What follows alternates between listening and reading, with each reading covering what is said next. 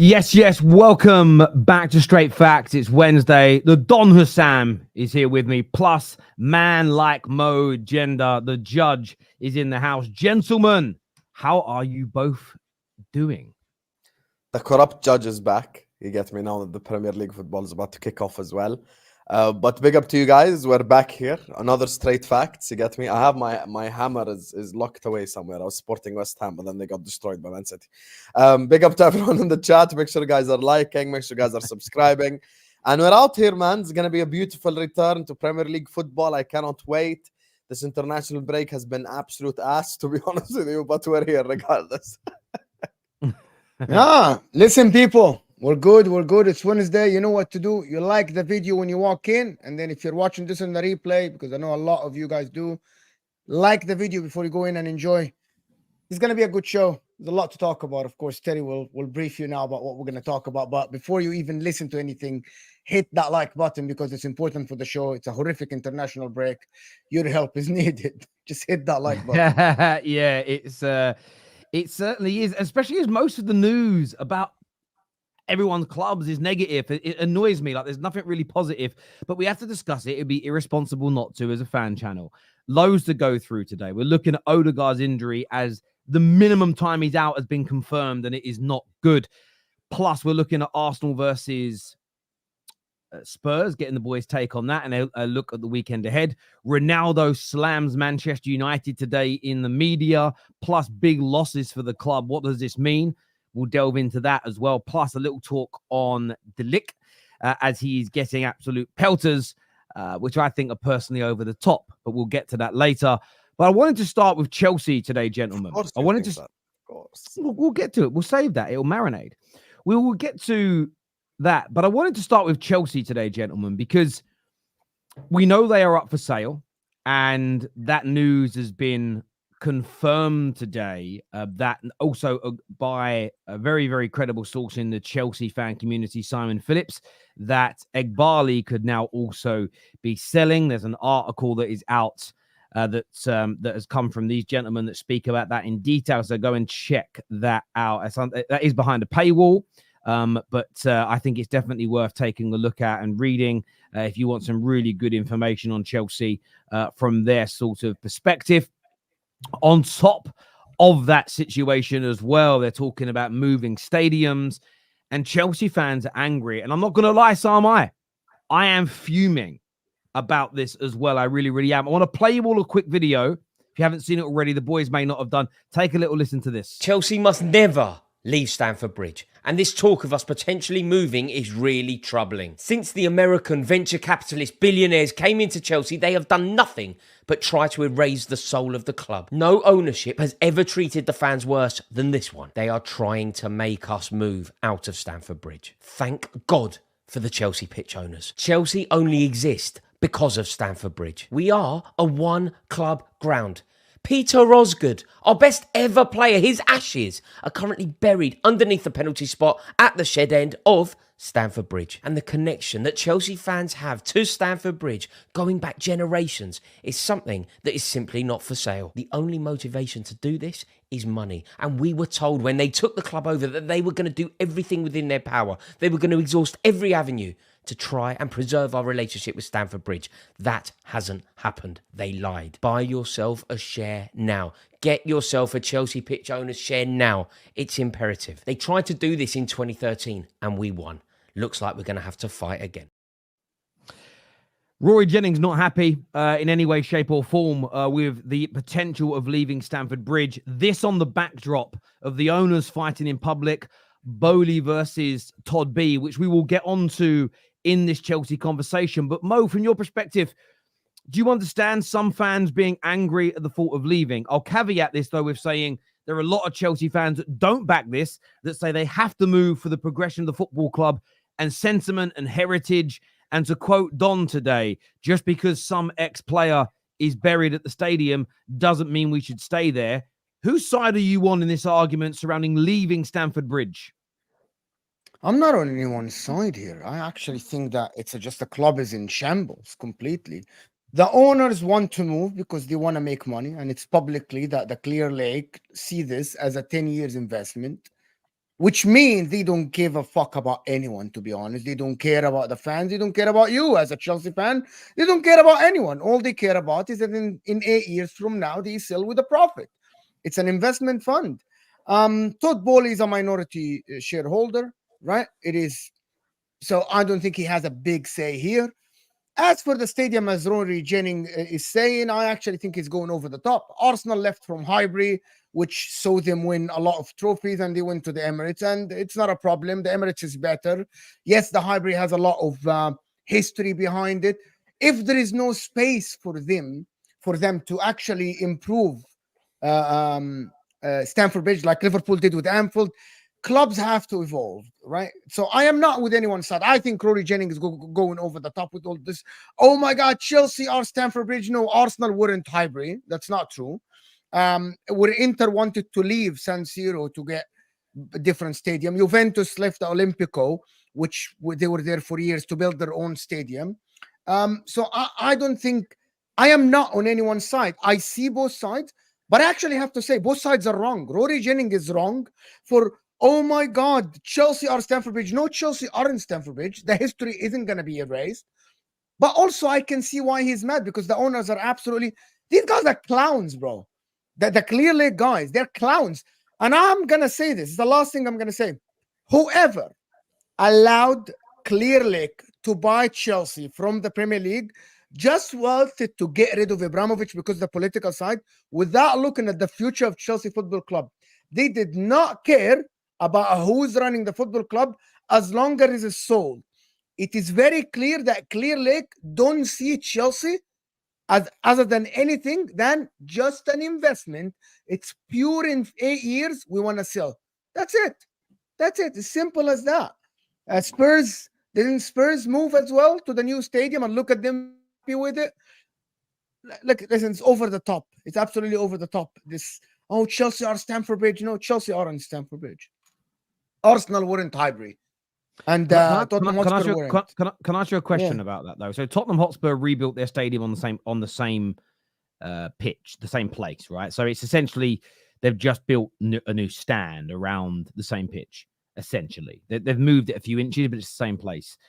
Arsenal were not even from North London originally, so they moved from South London to North London. So the point Rory's making, he actually said we're a one club ground. What he meant to say is we're a one ground club. So they've always been there. They've never been anywhere else. Therefore, it's imperative that they exhaust every single avenue to stay. So I understand the Arsenal example and the Tottenham example, but they're not the same. Arsenal have already moved once before they went to Highbury. So it wasn't as if it wasn't within their history to move locations. Some Chelsea fans really want to stay, and they have a sentimental and a real attachment. That in their eyes, their greatest ever player, Odegaard, his ashes are buried underneath the penalty spot at the shed end of the stadium. And for a lot of football fans, that element of culture, that element of heritage matters more than growing revenues. It matters more than having a new shiny stadium. And by the way, it will be an amazing stadium, there's no doubt. Do you understand that perspective from Chelsea fans? I actually, like, if they're gonna move, they have to evolve. If there is no space, you have to evolve. You will build new history in the new stadium. I get it. The history will never be erased. I don't get this, to be honest. By the way, if this was Abramovich, people would not have had the same reaction. But because it's the new owners, because of what is going on in the background, we are seeing this reaction. That's not true. It is true. They had the same reaction in 2013, which shows you that they actually believe what they're saying. By the way, I completely agree with Rory Jennings. I'm one of the football fans that absolutely loves the emotional side of football. I think it's one of the things that makes our sport great. I agree with Rory 100%. I wouldn't want to move away from Anfield regardless. I don't care if there's 150,000 seater stadium across the road at Stanley Park. I don't want that. I want Anfield and Anfield only, because, listen, I get it from a financial perspective and talking about match day revenue and making more money and stuff like that. But the stadium and all these things, they matter. Whether people like it or not, they matter. They have a meaning. There's an emotional attachment to it. There's history. There's iconic moments attached to it. So we cannot just, act like there is no sentimental meaning behind it. And by the way, Rory Jennings is 100% correct. all Clown Lake, I'm not even gonna call them Clear Lake. All Clown Lake have done is basically essentially destroy the soul of Chelsea Football Club. They haven't really done anything positive for Chelsea Football Club. They haven't really done anything, that Chelsea fans should be proud about, to be honest with you. After spending 1.5 billion, they've not got a single one world-class recognized player. They don't have anyone that's like top level. They haven't built a quality team. This is all about the money. That's why they're doing this 8-year contract, 9-year contract stuff. And if you take away Stamford Bridge as well, it's kind of weird. It's kind of weird because it's funny. Mo mentioned Highbury. Highbury was the last time Arsenal was successful. I bet you right now, if you ask some Arsenal fans, would they give back the Emirates to have Highbury? A lot of them would say yes. No, movement has nothing to do with him winning or not. So yeah, go ahead. I think it does. I'll tell you why. Because specifically Arsenal, when they moved stadium at that time, they didn't have enough money to move stadium and spend money. So they had to sell their best That's called mismanagement. Has nothing to do with the stadium being built or no. Oh, really? So the same ownership that mismanaged the squad, I'm supposed to believe, are not going to mismanage a stadium being built.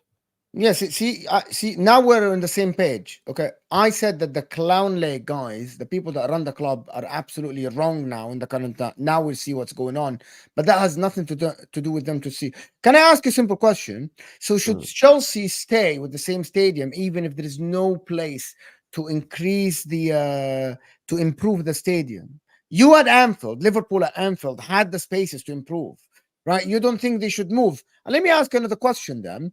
In the San Siro, actually, in Inter now, there is a basic now problem with the foundation of the stadium, right? Don't you think, and there is no way they can't find a way to fix it. Don't you think at that time they'll have to move the stadium? There has to be what is the state? Okay, I'm gonna ask you something. What if Chelsea Stadium is only 25? Bro, you're very sentimental for no reason, actually. I am sentimental. For no reason. Anfield, listen, you are absolutely at the end. You are putting the club towards the club has history, regardless of the stadium. By the way, what if Chelsea Stadium only holds 40,000? You as Liverpool fans would not accept if your stadium only has 40,000 and your global fan base are increasing and people are and before the expansion and you had the place and to increase it, right? If Chelsea, I'm not about moving the stadium for Chelsea, but if Chelsea don't have space, I don't know the actual engineering of the stadium and where actually the stadium is. I saw the stadium, I went there, but I don't know if there is a place to improve the stadium. If there is no place to improve the stadium, what do you want Chelsea to do? As a football club, Camp Nou improved. Real Madrid, of course, with the Bernabeu, improved. Anfield, improved. Arsenal, improved. Tottenham Hotspur, improved. Man City, improved. But you see the room to improve. If there is no room to improve, I'm not an engineer, right? I'm not an engineer. If there is no room to improve, do you always want to have the bigger stadium than Chelsea? Do you want Tottenham Hotspur to have the bigger stadium than Chelsea? I'm not an engineer. You are, right? So you tell me, what do you want Chelsea fans to do? To stay 45,000 people? That doesn't make any sense to me. It doesn't. Are you done with your rant now? No, it's not a rant. It's a response to you. Your veins are popping. You are gaslight. Yeah, every time you're defeated in an argument, you say my veins are point. You every time. I'm smiling. I'm okay. I don't care about Chelsea. You know you're smiling. There is no answer for this. There's no answer for this. It's very simple. I've already answered it. Okay, خلاص مو خلص رصيدك. خلينا نحكي. The answer is the following. When it comes to football. No. Don't tell me my credit is over. Don't. Okay, you can keep speaking then. Don't tell me my credit is over. No. You keep saying my veins are popping without actually responding. Tell me to stop now. And you.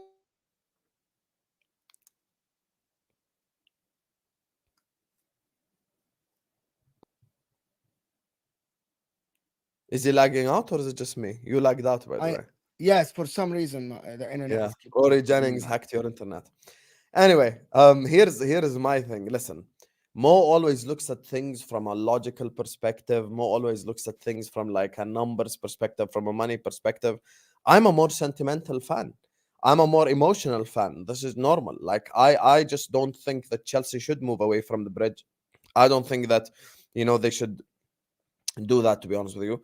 And I think at the end of the day, look, if they can find a way to expand Stamford Bridge, fair enough. But listen, Todd Bowley, Igbali, and this ownership has been nothing but a disgrace, to be honest with you, to the Chelsea fans, to the Chelsea ownership. And the reason why the Stamford Bridge is going to be difficult to move away from is because the fact that the fans own the pitch. This is one thing that many people are not talking about. So even if Todd Bowley is right, it's just never going to happen. It's never going to happen. If you're talking about money, if you're talking about all of that type of stuff, at the end of the day, the TV revenue alone is probably 4 or 5 times the amount of match day revenue extra that they're going to make. That's why the Bayern owners, even when they came out and said, listen, if we increase ticket prices, it's not going to make a grand scheme of difference to us. It's the same thing with increasing the amount of people that attend. I mean, Anfield have now 60,000 instead of 44,000. It's not like we're spending so much money because we increased the capacity. But there is an emotional attachment. There is something behind the stadium. There is success. There's a lot. And when it comes to even, once again, you mentioned the Arsenal example. Arsenal's most successful era did come at Highbury. They did get the bigger stadium and the more beautiful stadium and all that shit. And at the end of the day, it meant nothing. And once again, I'll make the point that I made the last time. I'll say it again. Why should Chelsea fans trust the same owners that fucked up a squad to not fuck up a stadium? And this is a really, really good point. I just want to jump in. I was listening, boys, so I had to go handle something at the door, but I put the phone on when I was at the door so I could hear what you guys are saying. Look, I look at it this way. And this is the problem with these conversations. They're often, and I don't think you two have done this, actually. I think you two have been very fair. There are pros and cons to each side. I understand getting more fans in. I understand increasing revenues. I understand that isn't just about match day tickets. It's about maybe having a stadium that can host concerts and do other things, a way of generating income. Man United are exploring something similar with Manchester Council, looking at a way of building not just a new stadium, but turning the whole area into a big entertainment complex. And I get all of that, and I understand the need to do it. The questions are, have they exhausted every avenue surrounding the stadium? Can they prove that they have done that? Because that is their promise. And this is where Chelsea fans have got to wake up and be honest with themselves. They've promised to do that. Can they demonstrate they have? Because it's about trust. And we'll get on to why trust is important later. I think what we can't be factoring out of the game here is the sentimentality of it. And the reason I say that is this. If you start taking away the history of a stadium, the element of, if we take Chelsea's example, Osgood being buried there, the memories that fans have, if we remove that emotion, that love, that relationship, that connection, Premier League clubs become as soulless as so many franchises in America. And that's great for the United States. That is how their sport have been built. They've moved teams from one side of the country to another, as an example. Yes, we've had teams move in England. Sometimes it's from one part of London to another historically. It doesn't really happen here. It never goes down well. That is part of our culture. And I don't think we should be undermining the culture that built the sport that everybody suddenly loves. The reason that people fell in love with English and European football is because of how it was made. Therefore, we shouldn't just disregard. I'm not saying we shouldn't move stadiums. I'm not saying we shouldn't change stadiums. But the idea of don't be sentimental, I think, is ridiculous, because that sentimentality is what's made football, in my opinion, the biggest and the best sport in the world. Now, for me, the question comes back down to what you've said. We come back to trust. I mentioned it earlier. Me and Don had this disagreement in our group chat earlier on today, because he was hyper-focused on me kind of siding with Rory Jennings around the sentimentality and the heritage element, which I think holds a really important part of the debate. But let's just say they have exhausted every avenue and they have to move stadiums. The biggest question Chelsea fans should be debating right now is, who the hell in the next 60, 90, 180 days is actually going to be our owner? And do we trust them to not build a nice stadium? Because it's going to be nice. A lot of money is going to be spent. It's going to look the bollocks. It will look good. But it's about, will they move stadiums and be like a Tottenham or an Arsenal after they built and moved stadiums where the success is drained? The club is then paying back the investors who built it. That is impacting transfer windows. They need to be sure they're not going to be in that situation. And how can they be when the two owners that are both looking to want to move locations are fighting each other so aggressively via the media over the power of running Chelsea Football Club. I think right now what the CPO need to do is vote no, but we will reconvene once the ownership situation has been sorted, once we understand what the club's, forget the stadium plan, what the club's plan is on the pitch, and when we start to see that pay fruit and pay dividends. Because let's fast forward 3 years. Let's just say they're not, their plans, whoever wins it is not working, and they're still sitting between sort of 5th and 8th, not winning trophies, in massive debt. Why would you then at the same time want to lose your spiritual home, the heritage of your club, and move to a new stadium that is when you're going through all these troubles? For me, I think what they have to do is hold your horses, my dad would say. Hold your horses on the decision. Wait to see who wins ownership of the football club. It looks most likely to be Clear Lake, looking at the reports. But most fans want Todd Bowley to be in there. So again, this is not the right time. If you look at this like it's politics, this would be the wrong time for a referendum. This would be the wrong time to make a club-defining, history-defining decision as fans. If you want the stadium, great. If you don't, great. But I think you park it. I really do think the ownership struggles right now, which, listen, what's going on at Chelsea right now is a disaster. And a lot of Chelsea fans won't like hearing it. They'll say it's not news and this is normal and this is right. Listen, I told you before, I'm with you. I'm standing with you. I look at this situation, the way your owners are behaving in public is an abomination. My owners, my previous, they're currently still owners, the Glazers, can't stand them. They've done a lot of horrendous things, and I've called them out every single step of the way. We have seen Hicks and Gillette, we've called them out. We have seen Levy and Co., we've called them out. No difference here. The leaks that are coming out of your club, the way Clear Lake are throwing Todd Bowley under the bus, the way Todd Bowley is throwing Clear Lake under the bus, this is not going to create a sustainable winning environment at any football club. The same as any business, any family. Imagine parents going through a divorce and they're doing this to each other publicly on Facebook, having an argument. You think the kids are going to be healthy at home? No club that goes through this yields success. The last thing you want to do is give up your sort of stronghold on Stamford Bridge when all this is going on, because you could end up selling the home you love and siding with an ownership party that completely destroy your football club, and then you've lost everything. And look, a new owner might bring it back, who knows? But we can't tell the future. And I would say to Chelsea fans now, you should be demanding answers. You should be demanding. I'd ask for debates. I'd ask for everything. I'd want to know everything, and I would want it in. I don't want it in writing. I want it in blood on stone.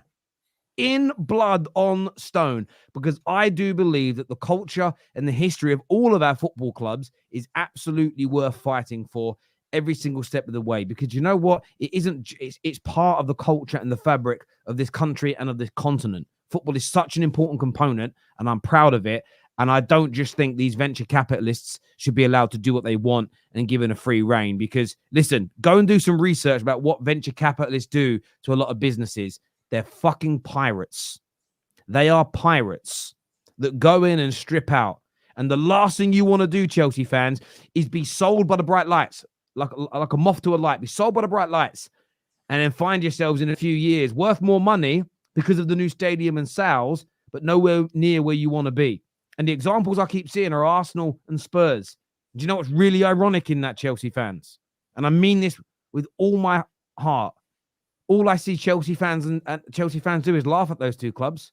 So how are you suddenly using them as a case in point for backing an owner? It doesn't personally. Yeah, Chelsea fans, sense all they to me. do is laugh at Arsenal and Tottenham. You are correct. And ever since they moved stadium, they haven't really been that successful, to be honest with you, or nothing's changed. And listen, I'm sticking to what I think. First of all, listen, I disagree with Don. So by directly, I know I'm right. Just by that alone, I know I'm right because I disagree with Don. Big up Don though, but I do disagree with him, which shows me that I'm on the correct trajectory in terms of logic. But listen, Stamford Bridge is owned by the Chelsea fans. Peter Odegaard is buried underneath. His ashes is buried underneath. This is not something that you could just give away and just let go just because you want to make more money in a bigger stadium. You have to find a way to expand Stamford Bridge, and that's the only thing that I'll say for me. And emotions and sentiment, without them, the sport would turn into basketball and everyone would just start following players around instead of actual teams. And it would mean nothing. I love this. Terry yapping again. You know you're never right. Well, listen, as I said before, look, the age of the fans matter as well. Again, I completely understand Chelsea fans who only know the Roman era. There are some Chelsea fans, I'm telling you, they come on the terrace. If I'd have said to them a week or two ago, tell me who Peter Osgood is, what he won and where he played, I guarantee you there are some that go, I don't quite know. And that's because of age, right? Age does that to some people, and some individuals are not as interested in the history and heritage of their club as others. And I, to a degree, I respect that. But this is why it isn't just about you. You've got to listen. You know, I started supporting Man United in the 80s. We were not a very good football club. It was love for me. It wasn't trophies. And I've seen this with certain United fans I see on YouTube. They're the weirdest people I've ever met in my life. I don't get them. And I'll tell you as to why. But they're not even that big of fans of Fergie. I've seen them talk about good man manager, not a great coach. Could have won more of this, didn't do enough of that. Okay. When you speak about our legends, class of 92, the legends I grew up with, none of those guys are ever in their top 5, top 10 players they've ever watched or loved.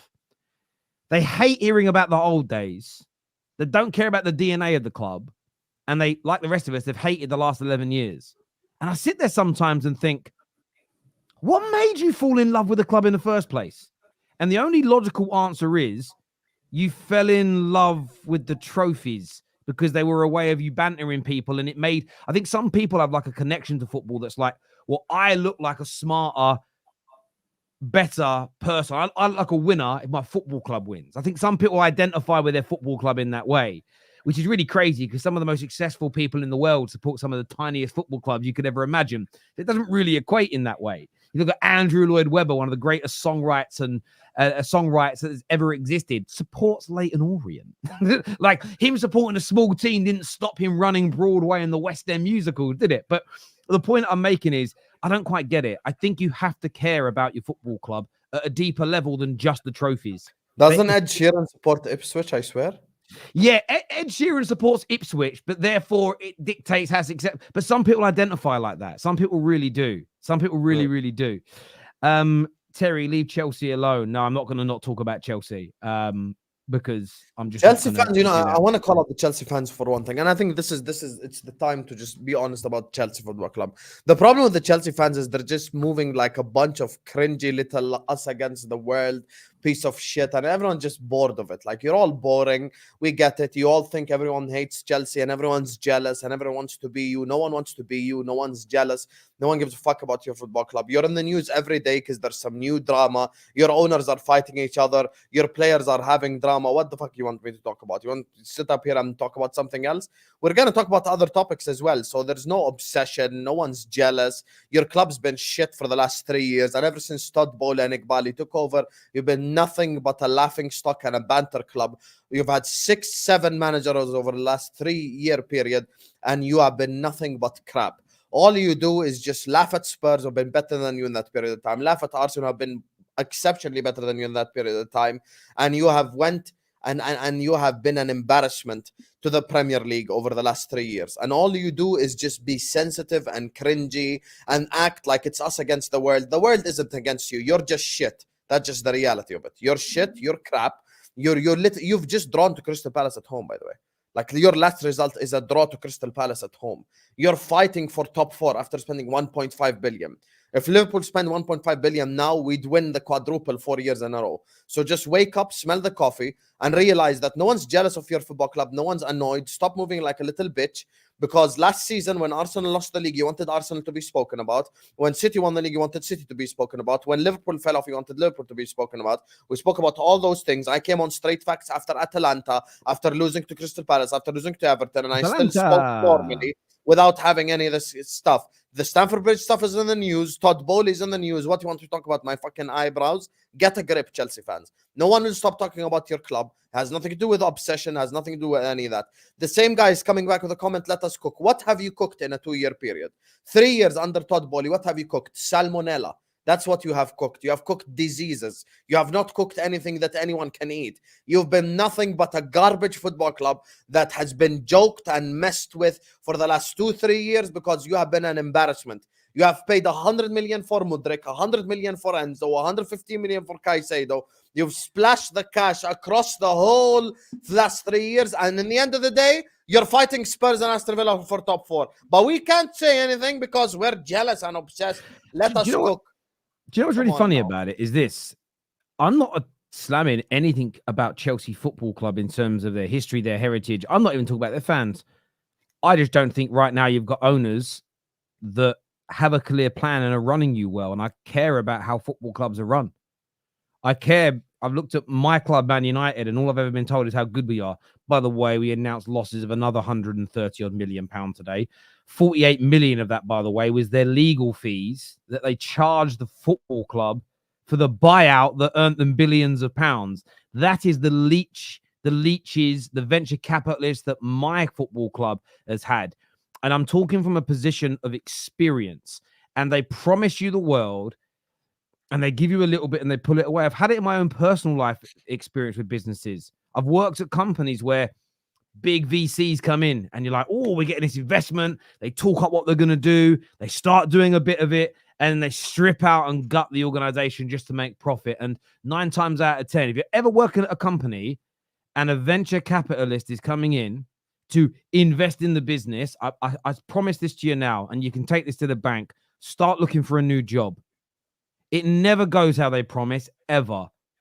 There's so many smoke and mirrors, which is why I'm saying Chelsea fans have got to ask questions. Get this stuff written in blood on stone so they know they're protected.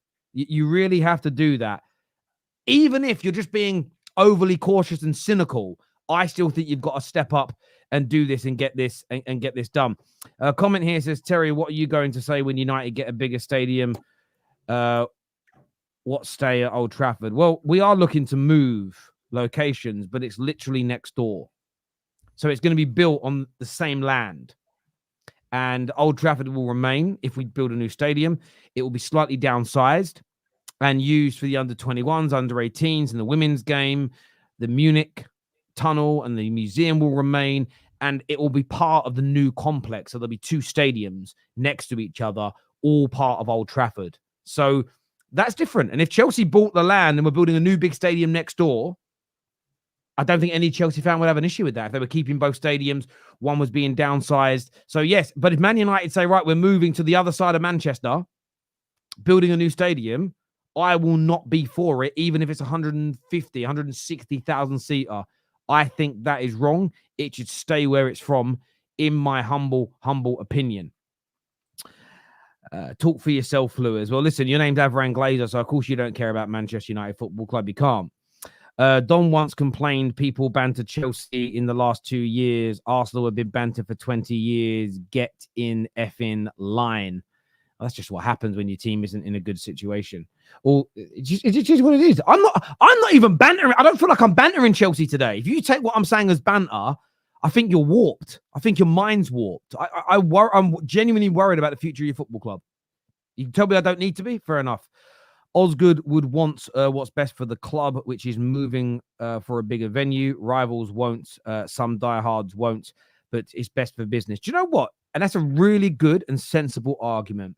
And as I said to Don earlier on today, we were discussing business. Yeah, but I think what Runin means here is best for business, more income, better players, better football team. I think that's what he means if you follow his opinion through. Me and Don had this conversation. That's where I agree with Don. I think there is merit in moving. My biggest issue right now isn't even the heritage side, which I don't think you should just disregard like an old bad habit. It should be discussed. However, the biggest issue now is don't vote for this either way, with your leadership and your ownership absolutely in a mess and up in the air. That, for me, would be the biggest mistake. We must not forget Mo is not an engineer. I said that many times. I'm not an engineer. Think about out the craziest at Chelsea is so depressing, and it feels like fans can't catch a break. It's really hard, guys. Gut wrenching. But So, that's the thing. you remember last episode? I said before even all this news broke out, I told you that I feel like Chelsea within the club, there are 2 people running the club. One of them wants what's best for the club, and one of them just care about the revenue. And apparently, it is actually happening now. It is Iqbali and Clear Lake. Only look at this. Remember last episode of Straight Facts, Yeah, I you said said that. I one of said the people running the club is smart and the other guy is and dumb. the other one is just an idiot. Apparently, they're not idiots. They're just venture capitalists. Terry says they only care about is the value of the club going up so they can sell it for profit in 8 years. So they don't care Yeah. about you as a fan. They don't care about the football. They don't care about anything. And by the way, the winning don't make you more money. By the way, Liverpool, they haven't won a lot of Premier Leagues in the last 6, 7, 8 years, but they still make revenue. Arsenal revenue have improved and has increased massively, by the way, without winning. So you being there and there about it increase. How long have you had? How long has your bigger stadium been open now, Hassan? When did the new stand and the increased capacity go up? Is that 5, 6 I years think ago? it's been, I swear, 2 years only. It hasn't even been that long. About 2 years. Okay, so Yeah, when 2 years, we 3 years max. so let's look at Liverpool as an example. So your revenue has gone up, but if you go back to when you won the league in 2019, it was 600 million. Okay, 605 million. Obviously, the 2020 and 2022, you can't look at those as increase. There is a decrease down to like 550 million, but that was during no fans, COVID. So you've got to factor that in. You fast forward 5 years with the new stadium, new deals, more TV money than ever. Your income is only up by about 60 million a year. So the jump isn't astronomical for you in that regard. It isn't as though you've gone from 600 to 800, 900 million pounds because of it. So I also think what Chelsea fans have got to ask is, okay, new stadium, but how big is it going to be? How much money is it actually going to generate? Because I get if you can sell out 100,000 seater and you go from 45,000 to 100,000, you're more than doubling your income. So whatever your match day revenue is, theoretically, you're doubling it. If you're going from 45,000 and it's going up to 57,000, you've got to look at how much extra money you're earning and ask yourself, again, is that extra money worth it? Considering that Clearlake are not going to pay for this themselves. They're going to raise money from investors, and that will have to be paid back in one way, shape, or form. So these are the questions you have to ask. It isn't just, I get the logic. We need bigger stadium, more income, better players, better team, win more. Life's never that linear. So you have to ask these questions. Gav here says, so long as people won't come to Stamford Bridge to watch Chelsea take on Servette. I hear that. As long as the CPO transfers to the new ground, the retained rights, and it's a good plan, we move. And also, that's very important as well, that when you do this, they still own the pitch. You've got to maintain that. You're spot on, Gav. It's so important. Fouled Wizard here also says, as a CPO member and a season ticket holder, I think that means member, I do agree with Rory about this, but I do think this has a kind of been debunked, and it isn't really. Well, somebody at the Earls Court location has basically said that he's had no word that Chelsea are going to be there. So again, this is another question for Chelsea fans: who's leaked it? Why have they leaked it? Because maybe this is part of BULLIED, or maybe this is part of Clearlake's strategy of trying to win or damage the other person's kind of, essentially. I know that Clearlake are in more control because they own more and they've got more money, but it feels like an electoral campaign. And this is why you've got to ask the questions. Where did this come from? Who sourced it? Why? You've got to get the information. Maybe, and this is hypothetical, BULLIED is trying to damage the reputation of Clearlake here to win more Browning points. This is why what has to happen right now is fans have got to ask questions, in my humble opinion.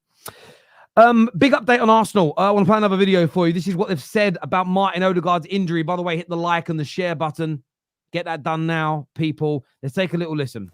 We spoke to the team doctor of Norway yesterday and this morning, and he says that Martin, unfortunately, is out for at least 3 weeks. And if he comes back after the 3 weeks, that will just be a bonus. And did he give you any insight in terms of how much pain he was in following the injury and exactly what the injury is? Yeah, and we saw it during the game when the incident happened, and the team doctor said that Martin was afraid. I think he might have been afraid that this was a really serious injury that might put him on the sideline for many months. But it seems that it's not a fracture, and that's very positive. But you never know how it looks inside the ankle before you have the MRI scans, and that's what he's done in London now. So at least 3 weeks.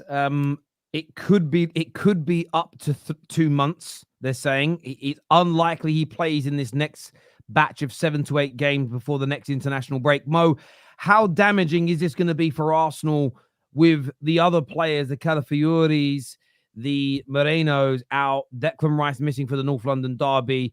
All but Rice are going to probably be missing for the game away at Manchester City. How do you think this impacts the forthcoming fixtures for Arsenal? I think the season is done for Arsenal. I genuinely think the season is done. What? Bomba. I think so. I can sit here and lie and tell you that Arsenal will be okay. If Arsenal don't win against Spurs and lose against Manchester City away, do we think they're gonna win the league? No, then just give the league title to City. Be honest. Do you think Arsenal will win the league, Sam, if that happens?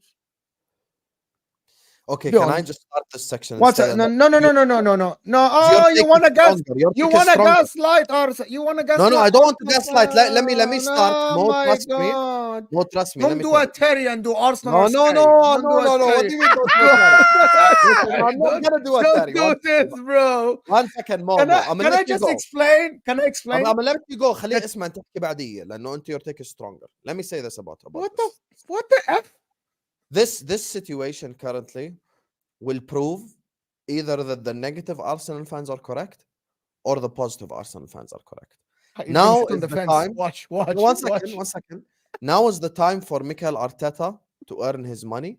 Now is the time for Mikel Arteta to show what he's made of. Now it's the time for Mikel Arteta to show the whole world who he is as a manager and who he is as a coach. Because Odegaard's out, Merino's out, and now I essentially believe the people that spoke about Nwaneri in the summer, now we're going to have to see what these players are made of, what these players are going to be doing. And it's going to be a shock to the system if they lose the next 2 games. I doubt that they will because their team is built on defense, to be honest with you, which means that they could shithouse 2 draws. Yani. But the point is, I'm saying the following. Look, a manager's job is not just to manage the starting 11. Last season we saw with Klopp. You saw it, both of you guys saw it. Bobby Clark, TJ McConnell, bunch of youngsters with experienced players, and we got through a really difficult period. Hell, they even played at Wembley in a final against the blue £1 billion bottle jobs, but that's besides the point. But when it comes to Arteta, now is the time for us to see, like, okay, what are you made of? Because I'm not going to make any conclusions now. I'm not going to say now it's over, now it's done, because when he only comes back 3 weeks later, of which they can pick up form and a lot can happen in football. However, this now will be the time whether the negative Arsenal fan or the positive Arsenal fan, either way, are proven correct. If Arsenal, let's say in the next 2 games, because there are 2 scenarios here, in the next 2 games against Spurs and against City, let's say they get 4 points. Let's say they beat Spurs and they draw to City away. Okay, no problem. They've got through the period. But if they lose both games, as Mo is alluding to, then maybe the people who said that we don't have depth and we must sign players and we must do this, we must do that are correct. That's the reality. Now you can go ahead, Mo. Now tell them why their season's done. So I'm going to say this. It's not, by the way, this doesn't prove anyone right. By the way, if Arsenal lose the next 2 games, it doesn't prove the people that are so desperate to be right in this world and say, oh, I told you so. That doesn't. It's very unlucky. Arsenal literally did the good business in terms of the midfield and the defense in this window. And also Thomas Partey staying and he's playing. You can say his legs are gone or not. So they signed Moreno. Arsenal just are unlucky. Let's just really. It's Declan Rice getting the red card before the international break. And we actually spoke about this when Moreno gets injured in the first day. And now Odegaard is injured. That doesn't happen often, by the way. When Spurs lost all their key players, they literally went on a horrific time, right? Liverpool lost Mohamed Salah. Yes, they won the games. But when Liverpool lost Van Dijk to the injury, when Pickford, as an idiot, jumped to injure him intentionally before, Liverpool literally missed out on almost missed out on the top 4, if I'm not mistaken, that year. And it wasn't for Alisson goal at the end when they got top 4, right? Liverpool, by the way, at that time, Liverpool were going top of the league. Sam can remember this before the injury. But we had It's 3 just- center backs all out till the end of the season. So, but who said Matip, Arsenal Gomez, have and Van Declan Rice out the next game? Yes, this is one game, but Yes, it's very red card. unlucky. Yes, correct. But it's very unlucky that at the same time when Moreno's injured and Odegaard is injured, now you literally have Partey, Jorginho, and Havertz as your midfield. And Jesus is injured, so you definitely don't have a striker, even up top. I think it's just luck. Don't tell me that Arsenal should have gone to the season with an extra midfielder that didn't make it. Maybe an extra forward, if I'm not mistaken, an extra forward. Yeah, extra forward, yeah. But the reason why I said the season is over, because I don't believe that Arsenal will be able to cope without Odegaard for like more than 3 weeks, to be honest. If 6-7 games, 5 in the league, it's going to be very hard for them to win all these games. And we see Man City are being Manchester City, and they're not even giving anyone a chance. It's just luck. If Moreno was there, I could have said yes, but Moreno's not. Declan Rice is going to be missing the next game against Spurs, which is away. So the reason why I said the season is over, I'm talking about the Premier League. Of course, the Champions League, you can go further and then we can see what happens. But it doesn't prove, and I'm just going to repeat this again, it doesn't prove anyone right. By the way, It does. It doesn't. You know why? Because the negative Arsenal fans are talking about their squad depth not being good enough to win a league title. But That's wrong. always one of their question That's marks. wrong. That's wrong. That's absolutely But when you wrong. say that's wrong, now is the time to show the squad depth. Yeah, look, No, it's look, I suppose it depends how you What want do to you spin know this. it's not? When you get injuries, that's when you show your squad depth more. Why are you just waffling for the sake of it? No, I'm not waffling because of the sake of waffling. Arsenal have depth. The problem, again, I'm repeating again, they have 3 players out. 2 of them are in the next game, right? And Arsenal are not required. And I'm repeating again, Arsenal aren't required to have like for someone like Odegaard. Like Manchester City don't have like for No for one is Kevin saying De like for Bruyne. like, bro. That's the problem. Can I No one just is say, saying like for like, but you can still have an option. can I just say on this? Mo, did you predict Arsenal to win the league out of interest? I don't remember. Now I change my opinion. Okay. Now you change. There you are. After, no, not now, I- not now. After the window ended, after the Okay, window, so the day the window ended. if not you're today. somebody that, yeah, it's fine. And it's not, I'm not trying to get a got you, man. I'm just trying to ascertain. If you're someone that predicted Arsenal to come second, third, or fourth, then these injuries haven't changed. The season suddenly isn't over because of the injuries. You already said their season was over because you predicted them to not win the league. If we're judging it based on your season, I think if you're Man City, Liverpool, Arsenal, your Premier League season is only a success if you win it because you're Yes. title contending teams already, right? So if you predicted Arsenal coming second or third, you were essentially already stating that the season for them is over based on winning the title. I understand the panic, but again, I think let's see how these next couple of, there's 104 points to play for. I don't think anybody should be written off at this particular moment. And the reason why I say that is this. You don't want that seeping into your dressing room. Because let's just say the players go, no, the fans are right, it's over. And they lose to Spurs, they lose to City, they win the next game, then draw a couple. Then you're in this kind of realm. Then you're in this situation where you've gone and lost 8, 9, 10, 11 points, whatever it is, and it's a hard slog. What do you then do come January? If City, touch wood, they don't happen. I don't want anyone getting injured. Rodri gets injured. KDB gets injured and Haaland will get injured and miss a month, 6 weeks of football. And we saw what happened last year when they lost Rodri. They dropped, 6, 7 points. What then happens if they go through a bad period and drop points? But, oh, bloody hell, we gave up. We gave up in September because rival fans and our detractors and our haters said it was all over. What Arsenal need to do is wipe their mouths. That's more, you Arsenal hater. They have to wipe their mouths and they have to get on with it. And this is what the person here I'm looking at most is Arteta. This is where you see how good a manager he is. This isn't a coach's job. This is a manager's job to manage a situation like this. A good head coach or a good manager of a first team football will look at this and go, well, we've got to circumvent the next few weeks in the Premier League. in the Champions League as an example. And we now know with the new format, you don't need to win all your games. You don't need to come top of your group anymore. So I'm not saying throw Champions League games, but you've got to manage this well. I think if they stay within 4 or 5 points of the top of the league, they can still be in this title race, because this may just be Arsenal's blip period. It may just come earlier in the season rather than later in the season. But most teams, barring when Liverpool won the league and when City did the Centurions, most teams have a 2 or 3 week period where they have blips in most campaigns. So this isn't great. It is most definitely an acid test for how good this squad is or isn't when 2 or 3 of its players are missing. And I'm very intrigued to see how this works out. But I think this idea of saying season's over, season's done in September, I think is a little bit too much of a stretch personally. I think it's a little bit too much. I mean, by the way, I predicted them to come second, a narrow second. So again, my mind hasn't overly changed. I still see them beating Spurs. I think they'll beat Spurs at the weekend.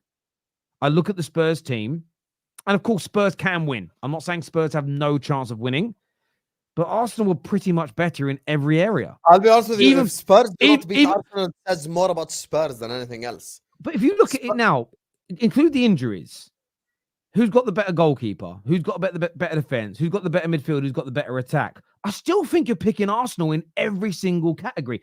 There are some players. Like, I think Solanke could play for Arsenal as an example. I think he could. Son. But if you start going, Son can get into the team. I think Van der Ven wouldn't get in the team. I wouldn't pick Van der Ven over their centre backs. But he's very good. I'm not saying he isn't good. You start going through the teams. They shouldn't be worried about this game. Who do they play after Man City? I genuinely don't know. Like, who do they play after Man City? Let us know in the comment section. This Arsenal team should be. I don't even think it's about the squad. It's about mentality, as in ability of the squad. It's the mentality of the squad.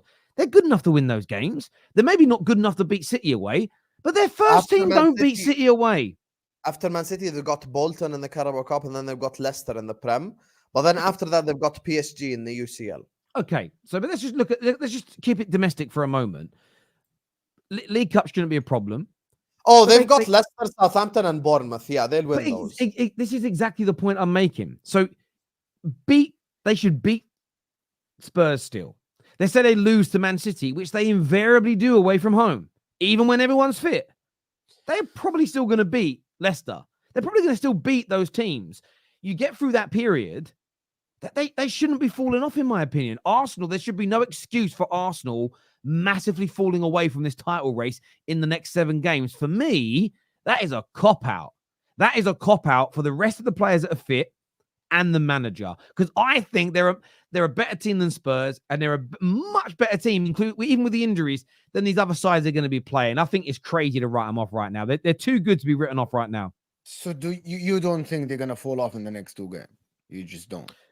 But what do you mean fall off in the next 2 games? Like, if they lose the next 2 games and Man City win, they are already 8 points behind Man City.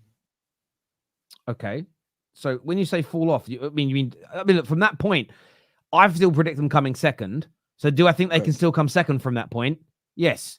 Do I still? No, but my point, Terry. The question isn't that. The question is, you can come second, but you can come second when you are in the title race until the last breath. You're pushing the opposition to win every single game, like what Arsenal did. So you still have a 40%, 30% chance of winning.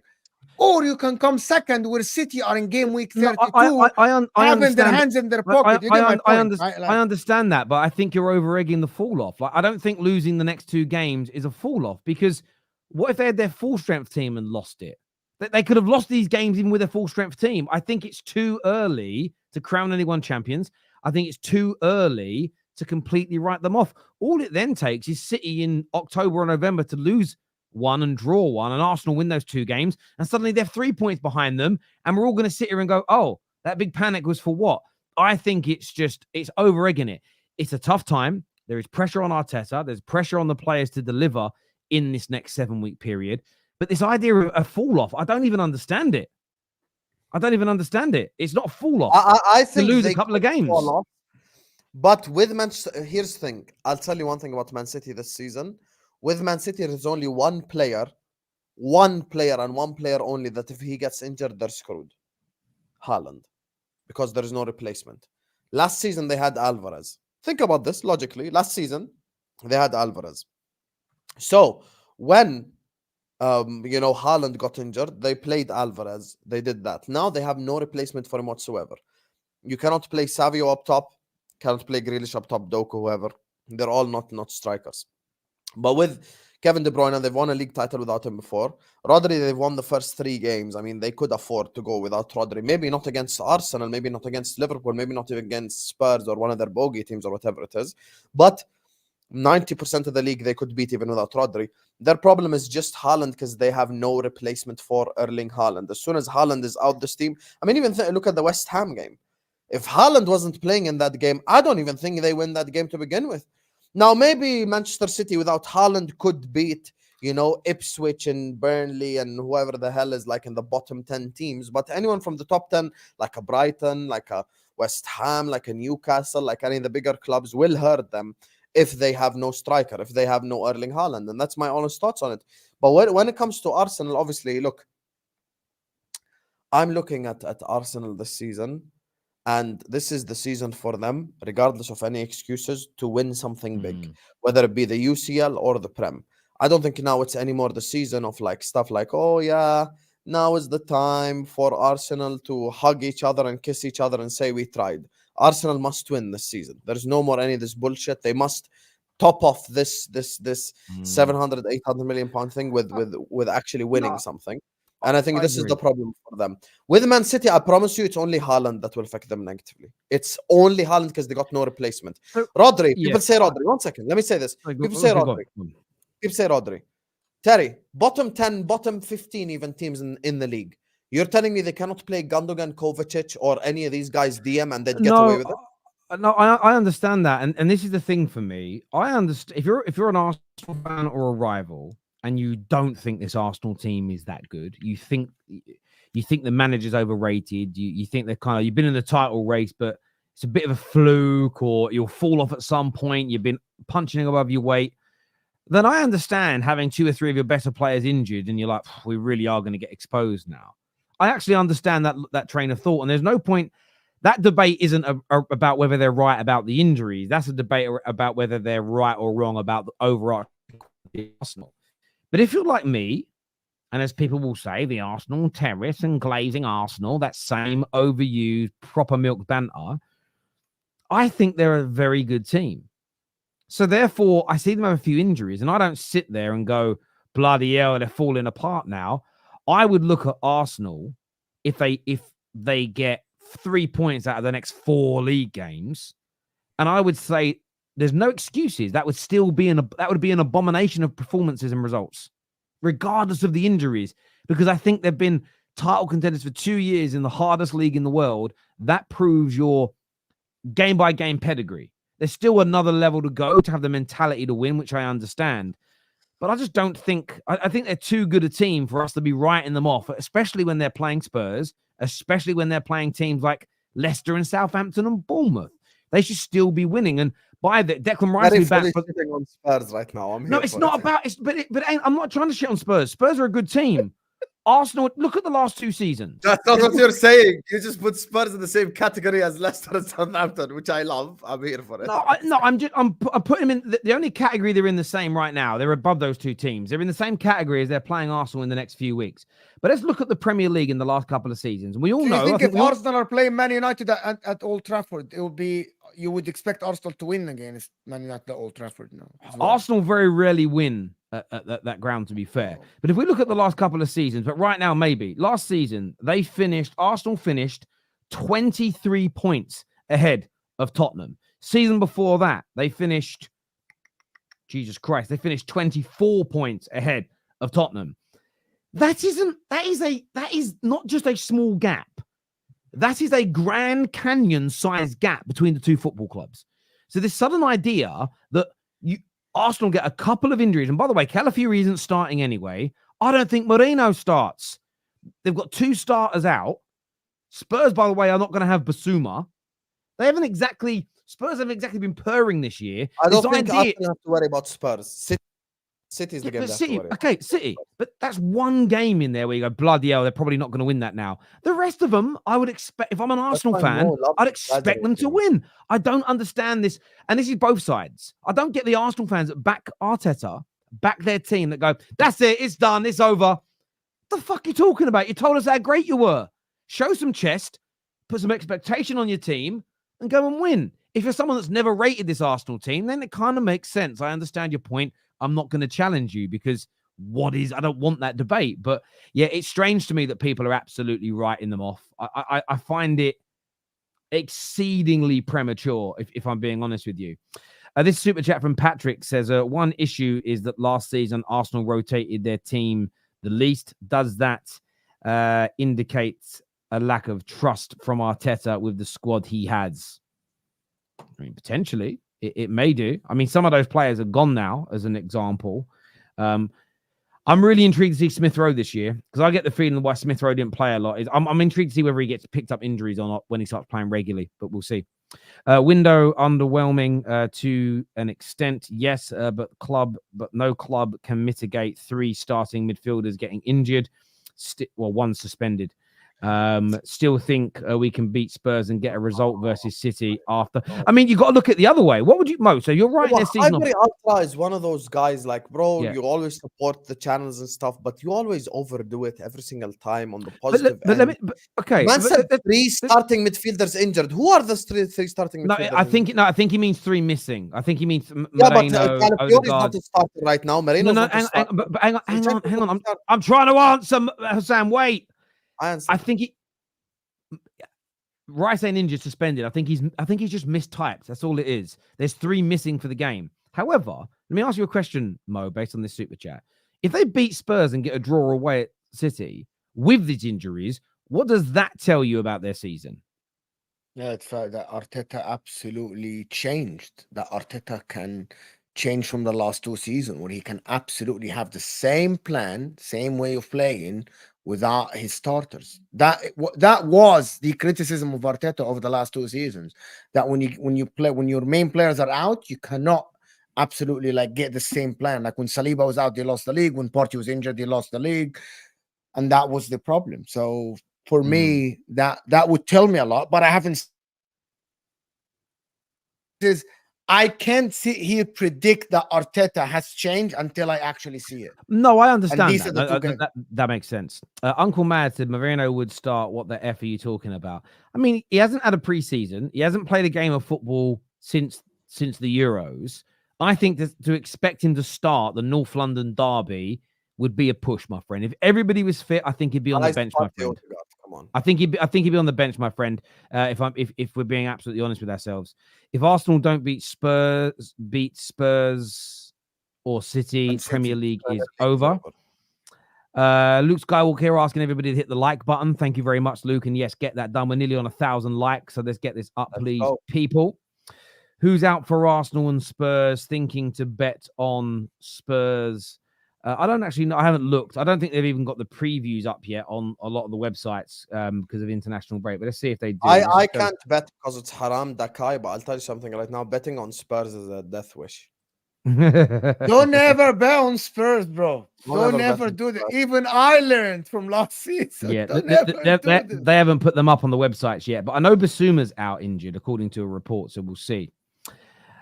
Maybe a little unlucky with the circumstances, but I believe my team is good enough. This is an acid test, and we'll show if we're right or not. I agree. If you're someone who's backed the team, again, when you back and predict your team, say you're someone who said, I think Arsenal win the Premier League, that has to include automatically some periods where players are out injured.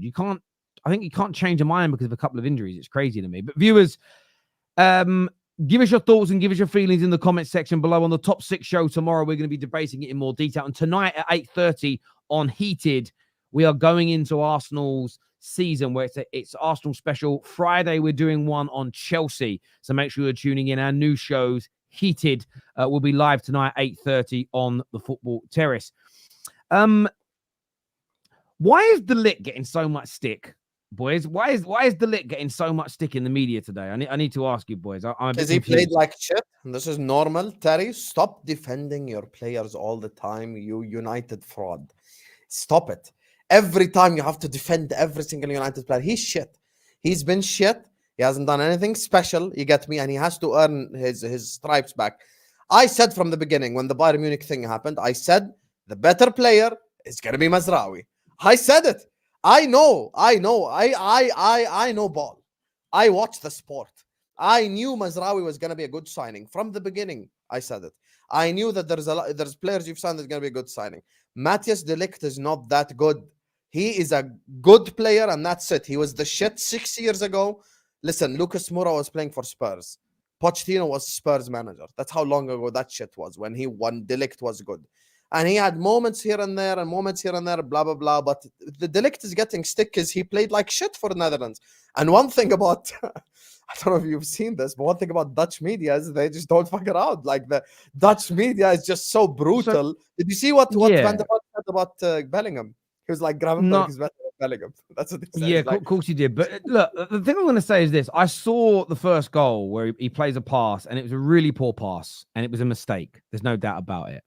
And he deserves to be criticised. I saw what Mark Goldbridge said, that there was phases of play after that where people could have stopped it. But I think that is on De Ligt, in my opinion. But I've seen loads of defenders in the modern day game when they play out from the back make that mistake. But it was the second one that got me. Because the second one, for me, wasn't a mistake. A player just got to the ball before him. The mistake was on Van Dijk ball watching at the back post. Here we go. But it's not here we go, because you're a Liverpool fan. So you're not going to, it doesn't matter that it's Van Dijk. You screenshotted this specific moment. No, I did, because I wanted to explain it. So please let me speak. De Ligt goes in for a ball. Both players kind of hit him. It's Van Dijk who's sleeping at the back post. And the reason why I think this is significant is this. De Ligt deserves his criticism. I'm not out here saying that De Ligt doesn't deserve to be criticized. So you can put that one in your pipe and smoke it. I'm not saying he didn't make a mistake yesterday. I'm not saying he was amazing. But we all know, and this is my belief, and I believe it to be a fact, if the roles were reversed on that second goal, and Van Dijk goes in for the tackle, and the attacker gets there first, and De Ligt is asleep on the back post, everybody still criticizes De Ligt for being asleep on the back post and letting his marker run off him. And this is for me. No, it's not here we go. We know it's the truth. And for me, this hated, adored, never ignored. Though everyone hates us. Just please let me finish, because you're interjecting because you're trying to break up the flow because you know I'm right. No, you're not right at all. It's what people do when they're wrong. They interject rather than letting you finish because they want to stop the flow. So from my perspective, both centre-backs made horrific mistakes last night that cost goals for the Netherlands. My issue is the imbalance with the punditry, because I'm telling you this now. If a player that you don't like in the Liverpool team, he falls asleep on the back post this weekend and concedes a goal, you are going to ruin him. If De Ligt falls asleep on the back post, you're going to ruin him. So for me, I'm all for De Ligt being criticised for the opening goal, the bad pass and the mistake. I ain't defending that in any way, shape or form. But if you played that second clip and you blurred out who the players were in the teams, everybody would be having a go at Van Dijk's positioning and falling asleep and letting his man run off of him. But because it's involving De Ligt, and De Ligt is the punch bag, boom, straight on him. So for me, I thought the punditry around him was absolutely over the top, because it should have been applied to both centre-backs. Not because it's Van Dijk and he's a Liverpool fan, but because he was asleep at the back post and let his man run off him. And that, for the best centre-back in the world, is disgustingly poor. Okay, now my time to respond here. But your response has to be to Van Dijk's bad defending, please.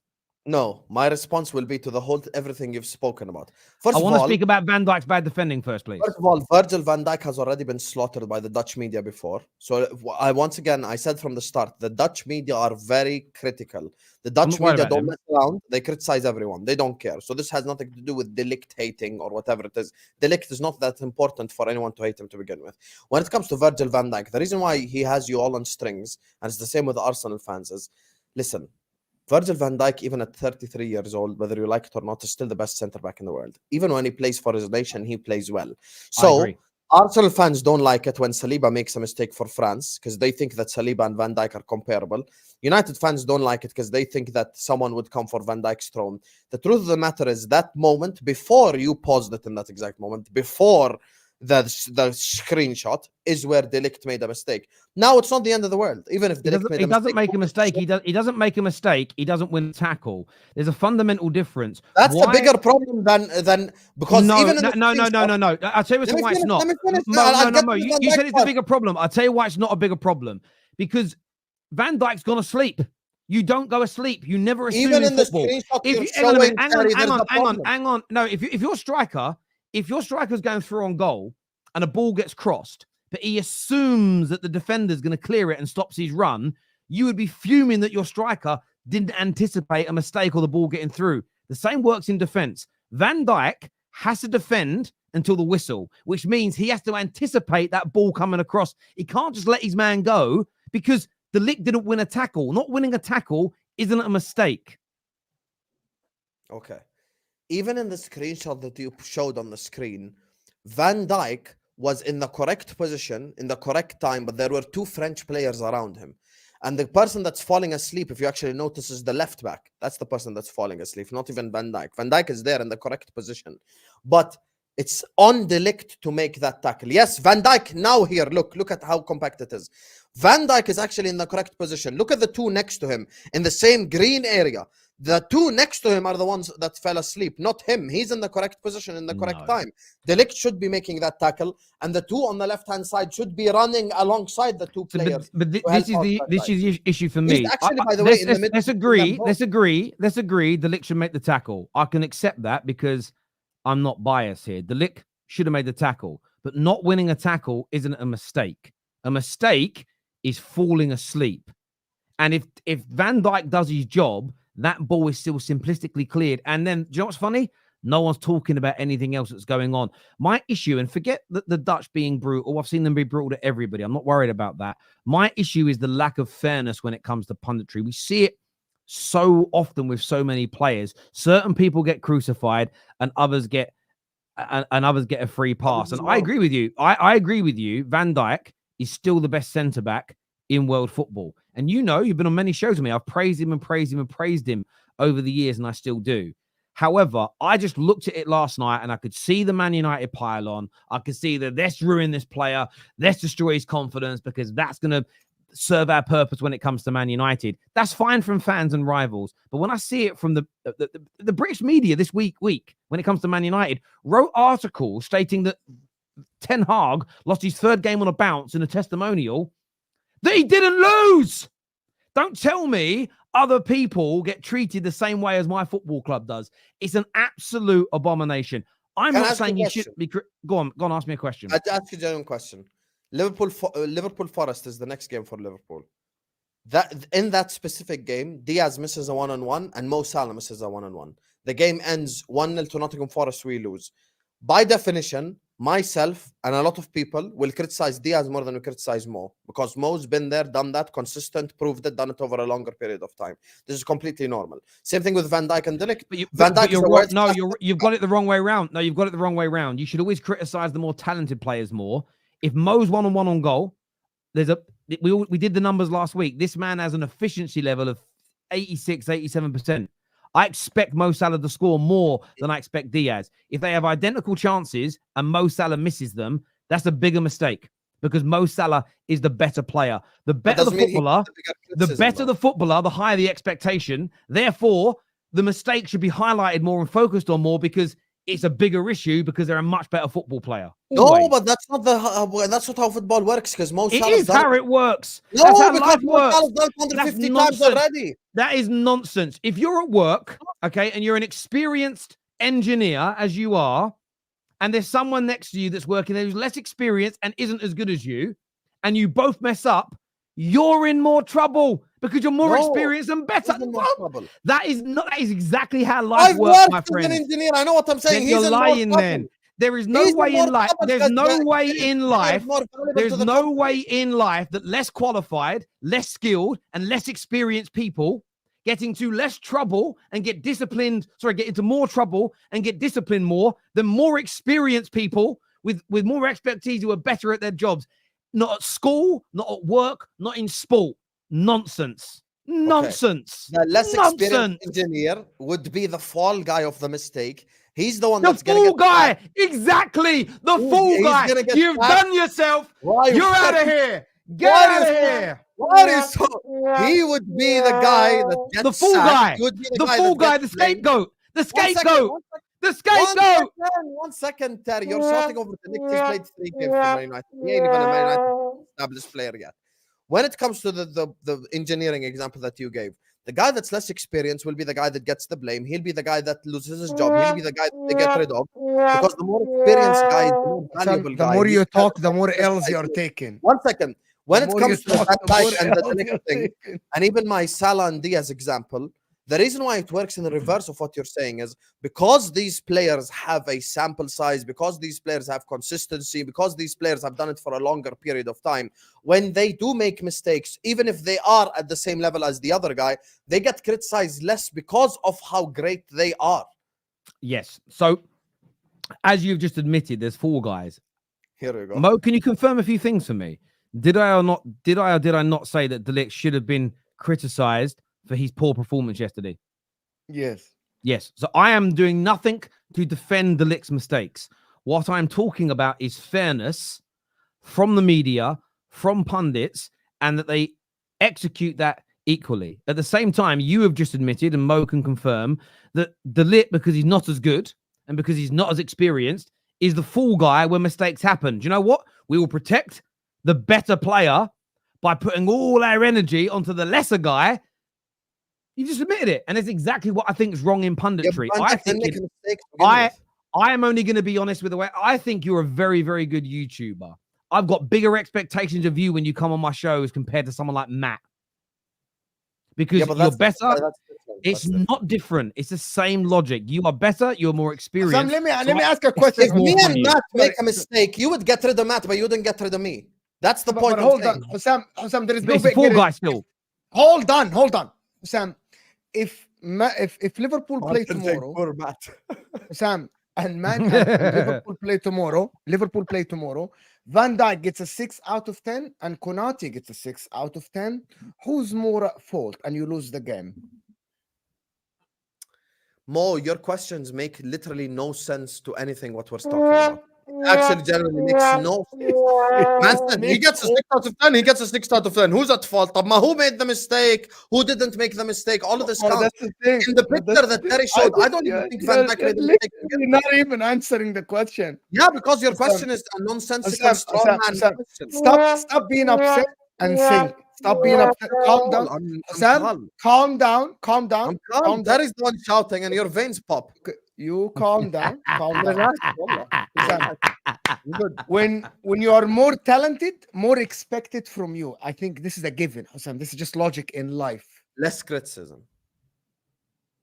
No. That's not the point. No, it's wrong. Last season, use my club as the example. Liverpool fell off towards the end of the season. You worked with 500 Liverpool fans, so has Terry. Who did we say, and correctfully so and rightfully so, is the reason why Liverpool Football Club didn't win the league? Diaz and Nunez. Okay, yes. Okay. I'm gonna go with you. I'm gonna go with you towards the end. Didn't play at 15 out of 10 level. The other two, because they're so trash, were blamed more. Because Mo Salah has 8 years of consistency that we can fall back and go like, you know what? But Mo, sorry, let me just jump in a second here. Sam, I get what you're talking about here is our overarching views of a player versus independent punditry about an isolated game. So I agree that if you're going to compare De Ligt and Van Dijk's careers, I'm siding with Van Dijk and saying better career, less mistakes, achieve more. I'm doing that. Well, if you actually look at trophies won, I think De Ligt actually won more, to be fair, but I would still go with Van Dijk. But we're talking about the punditry on an individual game. There were times where, listen, I don't like it because it starts to border into bullying. I don't like by the punditry in the media. I didn't say rival. There were times where Maguire for Man United, who, by the way, I don't rate and I want gone, would do very normal things, and the media would write the craziest headlines like, why is he marking his own player? And what he did once is he pushed one of his own players out of the way to win a header to clear it from a corner. I've seen so many players do that, but they twisted that into a weird Maguire moment. And for me, when you independently review an isolated game, you're talking about what worked well and what didn't work in those games. You're not talking about somebody's entire career. because Pogba didn't get that leeway, did he? Paul Pogba that won World Cups, Paul Pogba that killed it at Juve. When he came to Man United on day one, nobody was like, hang on, let's slow down the criticism. Look what he's achieved. Everybody went in on him and we all saw it. So let's not pretend it doesn't happen to the most expected players as well. Super chat here says Van Dijk, man, was Havertz, not Kimmich. It was terrible. That's what I said. I said It was Timber. the left back's fault. Yeah. So can you show the screenshot one more time, please? Can you show the screenshot just so I can explain to you my logic? Forget the Ligt tackle, okay? Let's talk football here. Let's analyze this properly. Forget the Ligt tackle. Look at Van Dijk's position. His position, there is nothing wrong with it. He is in between the two players. He's in between both players, and he's trying to match them as much as possible. But you look at the left back. You look at the left back and the other player, they're the ones that are falling asleep. There is nothing. The problem is it's not, but it's not about. But it's again, it's. But this is the thing. I can understand that. Hang on. I can understand that. But this is what I mean by fair punditry, because you are where I will agree with you to a certain extent is if Van Dijk goes to the 6-yard line, but that ball, say the ball is won by De Ligt, but ends up at Havertz's feet, who's now got free space and puts it into the net, they'll turn around and go, why didn't you stay with your man? But this is the problem. If it was the other way around, it doesn't matter what De Ligt does there, he gets blamed. Sometimes defenders can't stop goals. Sometimes it's just a case of a team overloads a box and it commits. And this is what attacks do. Sometimes attacks put more players into the box than you can handle. It's a risk because if it gets cleared, you can counter against them. My concern here is that whenever certain players make a mistake, the criticism is just absolutely relentless. Other players make mistakes or could have done something different in that particular moment. And it's a decision. Van Dijk's decision was, I'm going to stay here to mark Kai Havertz. It was the wrong decision. You know as well as I do, if this weekend Maguire makes a decision to not go, we did it to Maguire the other week. When Maguire was standing there in the right position to clear the ball against Brighton, but he jumps back in case they cut it back that way, and then it goes across the 6-yard box for a tap-in, we blamed him for moving out the way. What we didn't say is, well, I got why he moved out the way in case Brighton did something different. We don't do the same punditry for everybody, and my question is more why. Hassam, at home, if you 10 and your little brother 6 are playing in the house and you knock over a vase, who is your mum going to whoop? Terry is saying it's unfair to focus only on the 6-year-old. All these analogies make no sense. Brilliant whatsoever. sense. Brilliant because the sense. problem is not age. The problem is not age. The problem is not who's older, who's more mature. The problem is the mistake. And once again, I've explained why. I can bring a soundboard as well. I've explained why. I don't even think Van Dijk's at fault for that moment to begin with. It's Timber's fault. Issue, Terry, is Van Dijk is world class. He can make mistakes here and there. He's proven his quality. I'm not disagreeing. That isn't the debate, though. That for me isn't the debate. We're talking about an isolated game and what went right and what went wrong in that particular football match. Van Dijk, man, was Havertz. Sorry, I've already done that super chat there.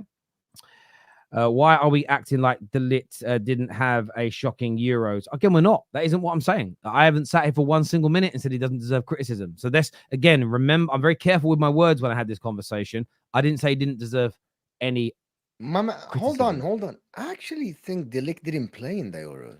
Yeah, I don't think you're actually right. He didn't play at all. He was on the bench. He didn't play at all, so it's not horrific. Advice for Arsenal fans: back our team, but it's okay to have nerves under these circumstances. I like that. I like it. De Ligt fucked up. Van Dijk caught sleeping. You're right, Matt. Matt, you're right. This is it. But it's about fair analysis is what we're talking about here, and not just throwing one player under a bus. Be careful. Playing for Man United puts a target on your back. Least media protected club in the country. It's facts. Boring. Absolutely wrong. Victim mentality. This is complete bollocks. Complete bollocks, actually. In the Sky Sports, you have two, and actually now it's so. Just to be honest, this victim mentality is completely wrong. Man United don't get criticized more than others. Your club is in shambles at the current moment. So that's why. By the way, see, even though I am on De Ligt's side, but I don't think this. I actually now in that, so I let these two fight. I'm gonna just now explain to you why the Ligt is being criticized more. Because Hussam is a little bit right here in one point. The Ligt has to prove himself that I don't make mistakes. Because you are assigning from a Bayern Munich, it didn't work out for you as well. From Juventus, that it didn't work out for you. So all your errors will get magnified. That's just, for me, it's the same as when Havertz signed for Arsenal. Everything that Havertz did was magnified. Every error, every chance that he missed was magnified. And that was wrong. No, it wasn't. He's reality. shit compared to the other Germans. That is the reality of life, Terry. For example, if Liverpool tomorrow signed a player that didn't perform well, didn't go like Chiesa will every single shot that Chiesa will take, it will be, even though it's a £10 million player, it will be magnified. Why? Because you signed a player that Juventus were willing to get rid of for cheap. Basically, that is what's going to happen. But equally, if he's being criticized for things that other players are doing, Hassam's going to come out here and defend him. So it's fair is fair. Out of the top 6, who has good owners for winning? Good owners for winning: Manchester City and Liverpool. No, we don't have good owners for it. Yes, I think Arsenal. That'd be interesting. Because The thing is, if your defending is poor, you get looked at. The partnership can't go on the Lit without criticism. Can't go on the Lit without criticism of Van Dijk. Yeah, listen, I think Van Dijk deserved criticism as well last night. I've not said once. I get the point. I think he did deserve criticism. I think he was very poor for the first goal. Equally, though, I don't support the Netherlands. I don't give a shit. As long as he plays well for Man United, I'm happy. So, yeah, there we go. You don't give a shit. Your face turning red and everything, arguing for your boy. He's played 3 games for Man United. I'm not arguing for my boy. I'm arguing for the logic. It's never about my side, your side. It's about the logic being fair. Came together and blame Timber. Yeah, I did. Yeah, maybe. Look, I want to thank everybody that's tuned in. This video is going to take you through to Mo's channel, blaming Virgil for Timber sleeping is hypocrisy. I think, in my opinion, what Virgil van Dijk has to do in that moment is cover the line. It's not about your man. It's about covering your line and clearing the ball. So that's what I think. It's not about running with the man. It's about covering the space. But that's my opinion. And I'm sure if it was, I hope this happened. Actually, I hope it doesn't happen because I don't want Man United. But if Man United can see the goal where De Ligt does what Van Dijk does, I expect every Liverpool fan to go, that ain't on Van Dijk. Sorry, that ain't on De Ligt. I expect you won't, though. I guarantee you the other side of your mouth will start talking quick, bruv. This video is going to take you through the sorry, I don't have a super chat. Can I get a birthday shout out from the panel 28 today? Big up yourself. Happy birthday, Happy Wabba, birthday, 28 years old. Congratulations, mate, and enjoy yourself. This video is taking you through to Mo's channels to go and check it out. We're back live. We're back live at 8:30 on the Football Terrace for a heated debate all about Arsenal. So make sure you're tuning in. Until next time, take care. Goodbye. God bless. And I'll see you all again very, very soon. Peace.